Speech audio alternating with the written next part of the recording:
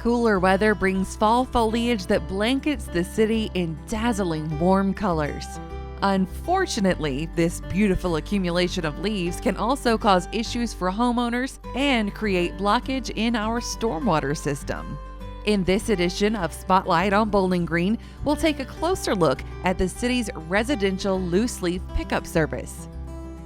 City of Bowling Green started the leaf pickup program in the mid-1960s. They did it as a service to the citizens and also to keep the city streets clean as well as the drainage structures free of debris.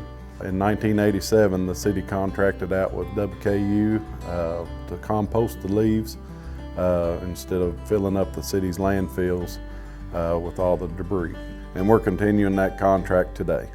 In preparation for leaf pickup, we have employee training before the season starts. We go over our policies and procedures of what needs to be done, how it's supposed to be done. And then 2 weeks prior to our actual zone pickup, we take call-ins and we'll go around to people that have called their leaves in to our operations and test the equipment to make sure everything's running right. We have meetings with other divisions and departments within the city to coordinate what dates and the policies, procedures, review everything, make sure everything's ready to go. And then it's put out on social media, newspapers. We send out postcards to the citizens and inform them of the dates that their street will be picked up on.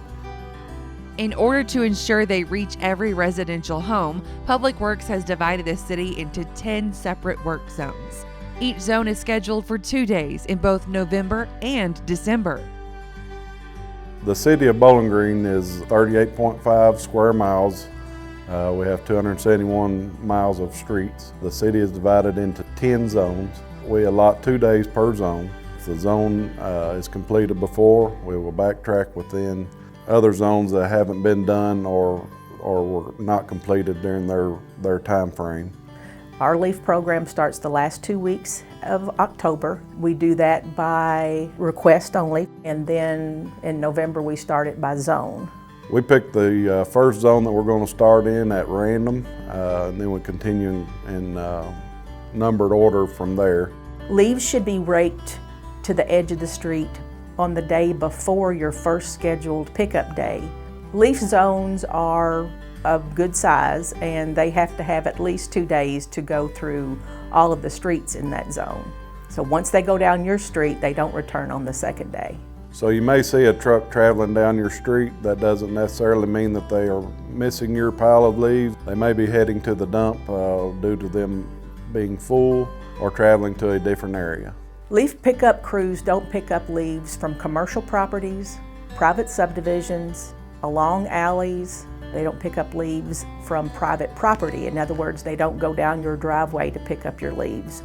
Your leaves need to be raked to the edge of the street that your house faces. If they miss the pickup date on the schedule, they can call City Central at 270-393-3444. And we will put them on what we call the alibi list. The alibi list is simply that, a list that we collect over time of people who missed their dates, and we will go back and pick those up as time allows. If their leaves fall early, they can bag them, and then they can call Scott Waste Management to have them come and pick them up. If you need to know what zone you're in, go to the city's website, and they will have a schedule for the zones. There'll also be a link there that you can put in your street, and that'll tell you what zone that you're in. In an effort to keep the leaf crews on schedule and to prevent leaf machines from breaking down, the city has set guidelines for proper leaf pickup procedures. The common do's and don'ts for raking leaves is they should rake them to the curb or to just inside the sidewalk, not on the sidewalk. Try not to get limbs, no debris in it. Don't put them out on the street around parked cars or in between cars. Try not to rake them under mailboxes, street signs, or under trees or bushes. Don't put your leaves over water drains. Don't put your leaves in the flower beds, around fire hydrants, because it's hard to get to. We have found everything in leaves: trash, car parts, sticks, limbs, you name it, somebody's put it in their leaves. basketballs, pumpkins. It's been in the leaf piles. This is a leaf pickup, so don't put all your trash, your unwanted items under the leaves to try to hide them. The reason you shouldn't put anything but leaves in your leaf pile is because it messes up our machine. Sometimes it'll get up in there and get hung in the pipe, and we have to stop, take the pipe off and clear it out, figure out what the problem is, and all of that is real time consuming. So put nothing in your leaves but leaves. Because leaf pickup crews have other responsibilities within the Public Works Operations Division, inclement weather can cause interruptions to the leaf pickup schedule. Some things that may alter our leaf pickup schedule would be a snow event. We use the same trucks that pull the leaf machines for snow equipment. So we have to break the trucks down, install the snow equipment, and then we will resume after the snow event is over.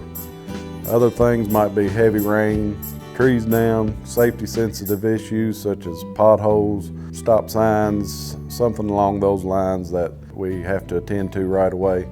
During heavy rains, sometimes the leaf machines will become stopped up, and we also have to break off to clean grates and the drainage structures to prevent the leaves from stopping and backing up rainwater and creating a safety issue.